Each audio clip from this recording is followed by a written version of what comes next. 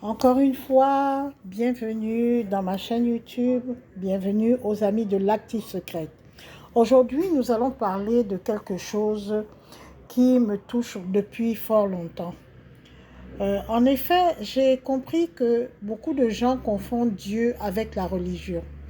Et c'est ce qui est à l'origine de beaucoup de problèmes que nous voyons actuellement.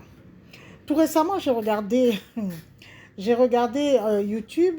Je me suis rendu compte qu'il y a encore un genre de... C'est pas une religion, mais disons déviation encore, ce qu'on appelle le fameux ordre de Melchisédek. On dit Melchisédek ou Melchisédek, je ne sais pas. Toujours est-il que c'est un nom qui revient beaucoup dans la Bible, que certaines personnes semblent assimiler comme étant le précurseur de Jésus-Christ, etc., etc. Vraiment, si vous savez le nombre de dérives qui existent dans toutes les religions, hein, que ce soit catholique, chrétien, musulman ou je ne sais quoi, chacun y va de son idée. Par exemple, moi, je peux très bien sortir une dérive. Je dis que non, en fait, qu'est-ce que je peux inventer? Les gens qui sont abrahamiques, qui descendent d'Abraham, c'est la vraie religion, c'était avant Jésus-Christ, etc., etc.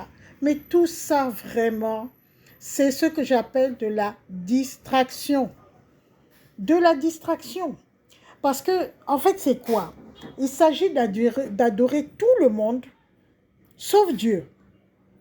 Tout ce qui existe dans la création. Vous allez adorer des prophètes.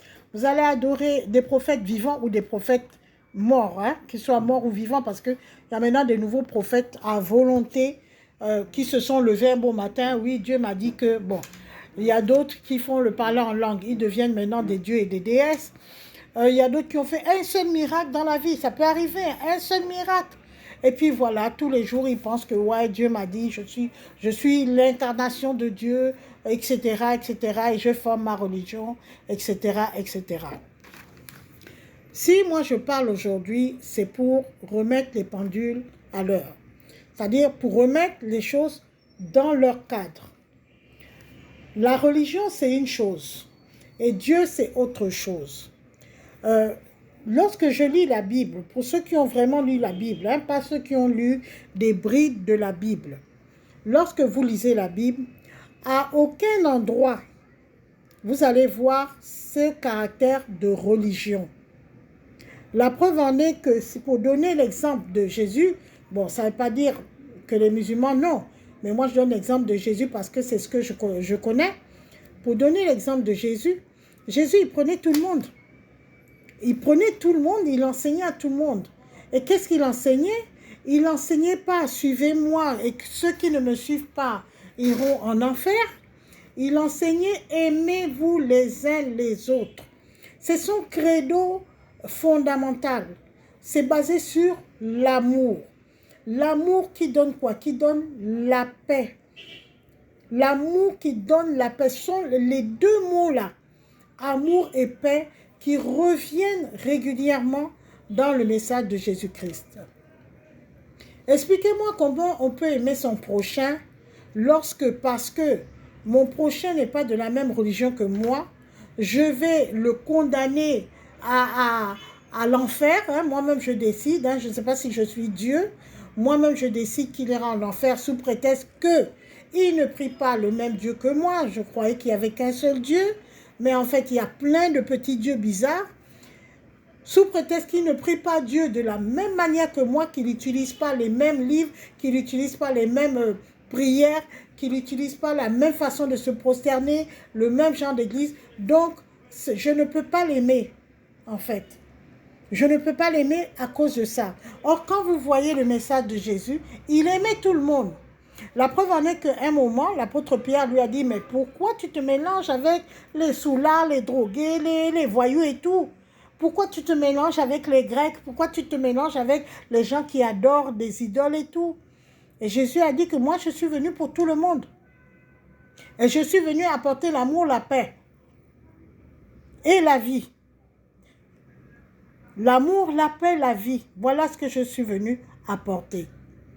Mais force est de constater que aujourd'hui, On a carrément dévié de ce principe-là. On est allé dans des groupuscules, on a formé des groupuscules selon nos humeurs, selon nos critères. On a choisi ce qu'on doit aimer, ce qu'on ne doit pas aimer. On a choisi ceux qui doivent aller au paradis, ceux qui doivent aller en enfer, sachant très bien qu'avec ce caractère-là, c'est nous-mêmes qui irons en enfer. Et on va même jusqu'à se faire la guerre, que ce soit une guerre physique ou une guerre spirituelle, parce que l'autre n'est pas comme nous. Vous devez faire la différence entre Dieu et la religion.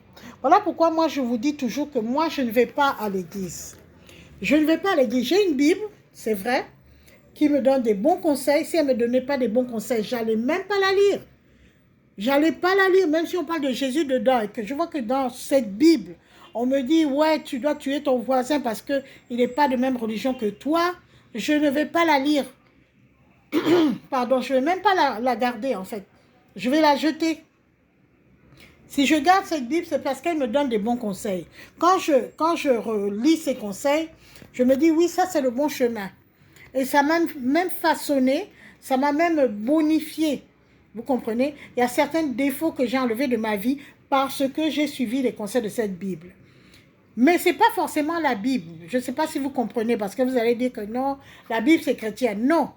Il s'agit de conseils. Ces conseils, je peux les prendre aussi dans le Coran. Il m'arrive de lire le Coran. Il y a aussi de très bons conseils. Les mauvais conseils, je ne les prends pas. Moi, quand je vois quelque chose ne me plaît pas, je passe. Je passe.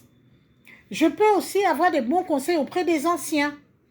Des personnes qui sont plus âgées que moi, que je vois qui sont pleins de sagesse et qui peuvent me conseiller. Je peux avoir des conseils d'eux. Mais s'ils me donnent des mauvais conseils, je ne les écoute plus. Vous voyez? Il faut savoir faire la part des choses entre ce qui est bien et ce qui n'est pas bien. C'est ce qu'on appelle l'esprit de discernement. Mais je sais que Dieu nous a créés avec cet esprit de discernement-là. Nous avons en nous-mêmes la capacité de discerner ce qui est bien, ce qui n'est pas bien. Une église ou une religion qui va te dire que tu vas tuer ton voisin sous prétexte qu'il ne prie pas de la même façon que toi, ça, ce n'est pas une religion. C'est une secte criminelle d'ailleurs. Une religion où tu vas décréter que parce que tu ne pries pas le même prophète que moi, tu vas aller en enfer, pour moi, ça, ce n'est pas une religion. Une religion qui va décréter que parce que tu n'as pas donné les dîmes, donc tu es maudit, pour moi, ça, ce n'est pas une religion. Ou du moins, c'est une religion, mais ce n'est pas suivre Dieu. Puisque je vous ai dit que moi, je ne crois pas trop en la religion. La religion, ça a été créé par les hommes, ça n'a pas été créé par Dieu. Dieu, il est le Dieu de tout le monde. Ce sont les hommes qui ont dit, oh, moi, je vais prier à genoux. Donc, j'ai ma religion, genoux.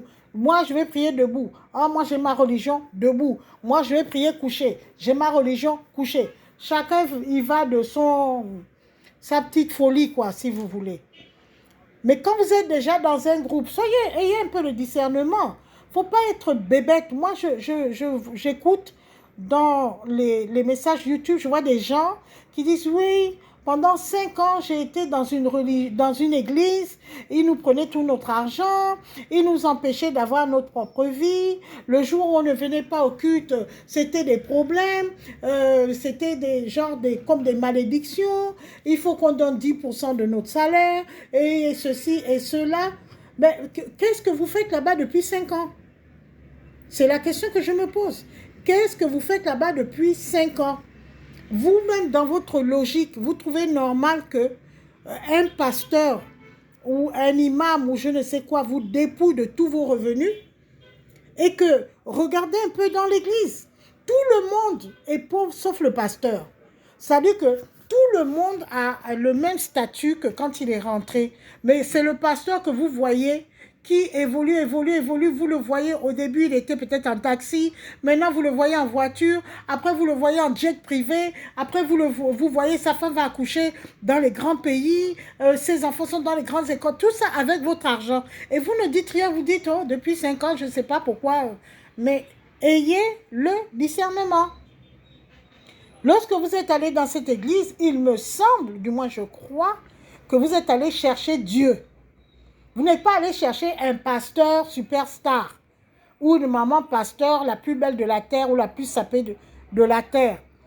Vous n'êtes pas venu chercher ça, ou bien alors c'est vos intentions, alors là, débrouillez-vous. Mais vous êtes venu pour la plupart du temps chercher Dieu lui-même. Et Dieu ne se trouve pas dans la bouche d'un pasteur, Dieu ne se trouve pas entre quatre murs d'une église. Dieu se trouve en nous, c'est la communication directe avec ce Dieu qui est en nous, autour de nous. Vous n'avez pas besoin d'aller moisir, je dis moisir, dans une église. Pourquoi je dis moisir? C'est parce que quand quelque chose est bien et qui moisit, il se détériore. Moi, j'ai vu des gens qui sont rentrés dans des églises, ils étaient bien au départ, ils se sont détériorés. D'autres sont rentrés même dans la folie. D'autres se sont appauvris, mais appauvris royalement. Parce qu'ils ont tout donné à l'église jusqu'à leur propre terrain, propre voiture. J'avais une amie avec qui j'étais au lycée. Après, elle est rentrée dans une église. Et vraiment, c'est le genre, elle a des enfants ados. Et les enfants ados, je les voyais souvent aller chez les voisins pour regarder la télé. Et je lui ai demandé, mais comment avec tes moyens, tu travailles quand même, pourquoi tu ne payes pas une télé pour que tes enfants puissent rester à la maison au lieu d'aller tout le temps chez les voisins, toujours, voilà, ça ne fait pas propre, quoi. Elle me dit qu'elle a donné sa télé au pasteur. J'ai dit, ah bon? Pourquoi tu as donné ta télé au pasteur? Non, parce que le pasteur a besoin d'écouter des prédications et donc il n'avait pas de télé. Moi, c'est mon offrande, j'ai donné ma télé au pasteur.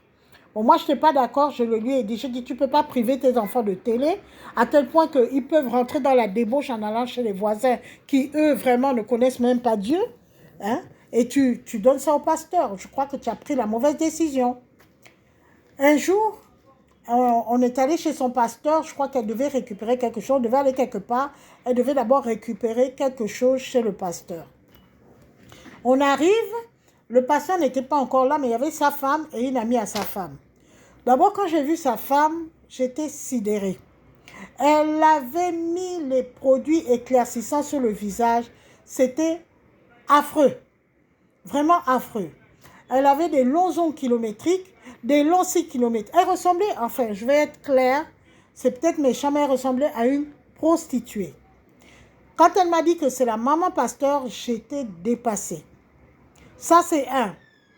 Mais ce qui m'a le plus étonnée, c'est ce qu'elle regardait à la télé. N'est-ce pas, ma copine m'a dit qu'elle donnait la télé au pasteur pour qu'il suive les messages chrétiens à la télé. Mais non, ils étaient en train de suivre un film américain où on s'embrassait. Vous connaissez les films américains, en 2, 4, 6, on se connaît, on s'embrasse sur le champ, on va sur le lit, on s'en lave. Voilà ce qu'elle regardait. Et elle ne s'est même pas gênée le fait qu'on s'est assise pour attendre le pasteur. Elle ne s'est même pas gênée, elle était avec sa copine en train de regarder le film tranquillement. Tranquillement. Après, le pasteur est venu. Mais quand on est parti, j'ai dit à ma copine, mais qu'est-ce qu'ils étaient en train de regarder? Elle me dit, non, tu sais, bon, de temps en temps, ils peuvent se détendre. J'ai dit, ah, tu as privé tes propres enfants adolescents de télé, à tel point qu'ils sont obligés d'aller chez d'autres personnes pendant que tu donnes la télé au pasteur, soi-disant pour suivre les messages chrétiens. Tu as vu le genre de messages chrétiens qu'ils sont en train de suivre. J'ai dit, là, tu es en train de faire une erreur. Ce même pasteur était un grand commerçant de terrain. Il vendait les terrains, je ne sais pas qui le mandatait, il vendait ça aux fidèles de son église. Et laissez-moi vous dire que ce n'était pas à 2 francs. Donc vous voyez ça, quand on est trop dans la religion, on devient comme comment je peux dire, comme un mouton pour le pasteur, pour l'église, etc. On n'a même plus la capacité de réfléchir correctement. Le discernement, c'est important. C'est ce que Dieu a mis en nous pour savoir que ça, c'est bien, ça, ce n'est pas bien. Et c'est pour ça que moi, je demande toujours aux gens, sortez de la religion, rapprochez-vous de Dieu. Dieu et la religion, c'est 2 choses totalement différentes. Dieu, c'est Dieu. La religion, c'est une association d'êtres humains, tout simplement, ils sont êtres humains, ils prient à leur façon, comme ils veulent, etc. Et ils vous prennent bien les dîmes et les offrandes, soit dit en passant. Donc, je vais vous dire que Dieu ne peut pas être assimilé à 4 murs. Donc, les 4 murs d'une église ou d'un temple, pourquoi?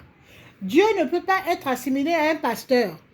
Dieu ne peut pas être assimilé à une religion. Vous pensez que le Dieu qui est universel, qui aime tout le monde, va dire, bon, moi c'est seulement cette église-là qui me suit, qui sera pour moi. Tous les autres là, vous irez en enfer. Le Dieu qui prône l'amour du prochain, c'est comme ça que vous pensez qu'il peut réfléchir sincèrement. Ou les églises où on dit que les femmes, ce sont des sous-êtres, ce sont des personnes qui doivent être voilées, cachées, tout. Et une femme qui montre son visage ou je ne sais quoi, elle ira en enfer. Vous pensez que Dieu, c'est le plan qu'il avait pour la femme? Sincèrement. C'est le plan qu'il avait pour la femme, que des larmes. Que des larmes. Quelle est cette religion où femme équivaut à larmes, tristesse, souffrance? C'est quoi comme religion comme ça? C'est pour ça, moi, je ne suis pas religieuse. Et je vous demande de ne pas être des religieux. Vous suivez Dieu, vous ne suivez pas la religion. La relation avec Dieu, c'est une relation personnelle. Ce n'est pas une relation où on va vous dire ceux qui ne sont pas pour vous, de la même façon que vous, pareil que vous, ils sont maudits. De quel droit vous vous permettez de maudire les gens? Êtes-vous Dieu vous-même? Sortez de la religion. Rapprochez-vous de Dieu. Ça, c'est le message que je voulais transmettre aujourd'hui. À bon entendeur, salut et je vous dis au revoir et que Dieu vous bénisse.